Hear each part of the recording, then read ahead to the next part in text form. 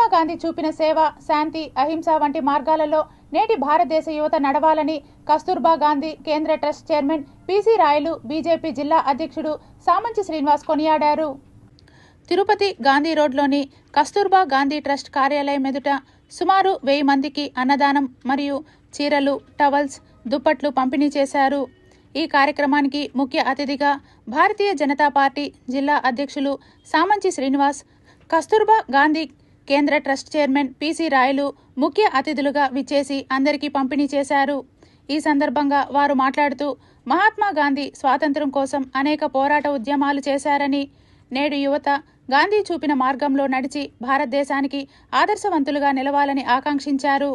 సేవే పరమావధిగా భావించి తాము అనేక కార్యక్రమాలు చేయడం జరుగుతుందని, ప్రజలందరూ తాము చేసే కార్యక్రమంలో పాల్గొంటూ జయప్రదం చేస్తున్న ప్రతి ఒక్కరికి అలాగే ఈ యొక్క ట్రస్ట్ ఎన్నో కార్యక్రమాలు చేస్తుంది.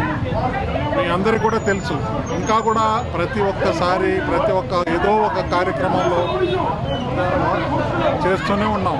ఇటువంటి ఇంకా కార్యక్రమాలు ఇప్పుడు కూడా మళ్ళీ గాంధీ భవన్లో ప్రోగ్రాం పెట్టాం. ఒక 1000 మందికి వస్త్రదానం, 1000 మందికి అన్నదానం అక్కడ పెట్టాం.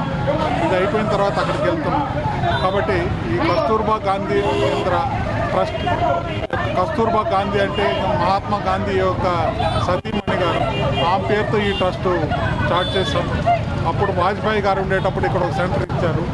వాజ్పేయి గారు ఈ యొక్క ట్రస్ట్ వారి చిత్రపటానికి పుష్పాంజలి ఘటించి ఘనంగా నివాళులు అర్పించడము, అదేవిధంగా ఇక్కడ ఉన్నటువంటి పేద ప్రజలకు సుమారు 1000 మందికి అన్నదానము, వస్త్రదానము చేయడం ఏదైతే ఉందో, మహాత్మా గాంధీ గారు ఇచ్చినటువంటి సేవ, శాంతి, అహింస మార్గాల ద్వారా ఇవాళ మనము వారి అడుగుజాడల్లో నడవాలని, గాంధీ గారి యొక్క స్ఫూర్తిని నింపే విధంగా వారి ఆశయ సాధనకై మరింతకాలం పనిచేయవలసిన